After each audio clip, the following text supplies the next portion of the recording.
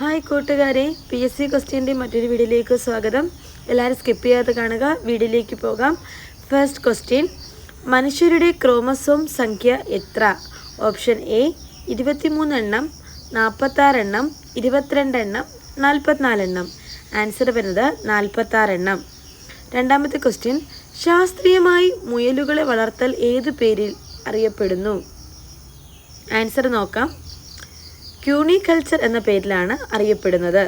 മൂന്നാമത്തെ question, Malabar botanical garden അതായത് MBG സ്ഥിതി ചെയ്യുന്നത് ഏത് ജില്ലയിലാണ്? കോഴിക്കോട് ജില്ലയിലാണ് സ്ഥിതി ചെയ്യുന്നത്. നാലാമത്തെ ക്വസ്റ്റ്യൻ, താഴെ കൊടുത്തവയിൽ വൈറസ് രോഗം അല്ലാത്തത് ഏത്?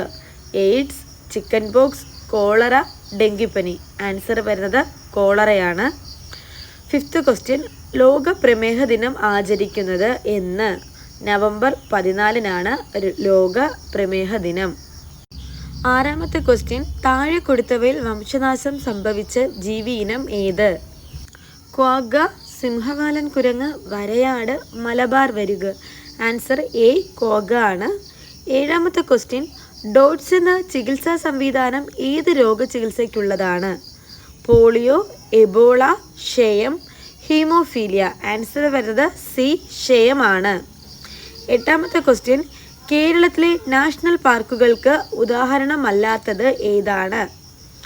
A Eravikulam, Peppara, Silent Valley, Anamudi Shola.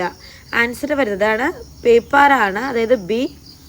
Next ഒൻപതാമത്തെ ക്വസ്റ്റ്യൻ, രക്തത്തിലെ കാൽസ്യത്തിൻ്റെ സാധാരണ തോത് എത്ര?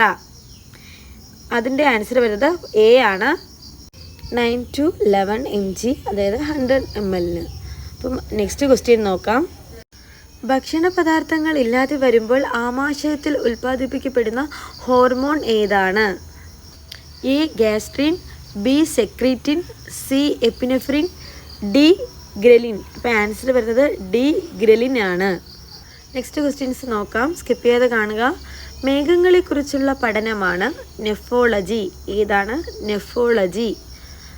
അടുത്തത്, ഇടിയോട് കൂടിയ കനത്ത മഴയ്ക്ക് കാരണമാകുന്നത് മേഘങ്ങളാണ്, കുമുലോ നിംബസ്.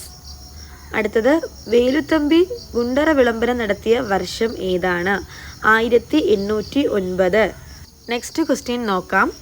സെൻറ് തോമസ് കേരളത്തിൽ വന്നത് AD 52-ലാണ്.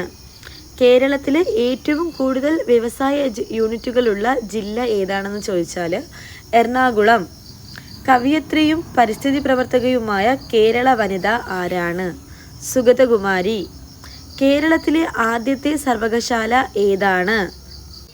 കേരള സർവകലാശാല ആണ്. അടുത്തതായിട്ട് നമുക്ക് നമ്മുടെ കവികളുടെ കുറിച്ചുള്ള വിളിപ്പേരുകൾ ഏതൊക്കെയാണെന്ന് നോക്കാം. ശക്തിയുടെ കവി എന്ന വിളിപ്പേരുള്ളത് ഇടശ്ശേരി. കാച്ചിക്കുറുക്കിയ കവിതകളുടെ കർത്താവ് എന്ന് വിളിക്കപ്പെടുന്നത് വൈലോപ്പിള്ളി.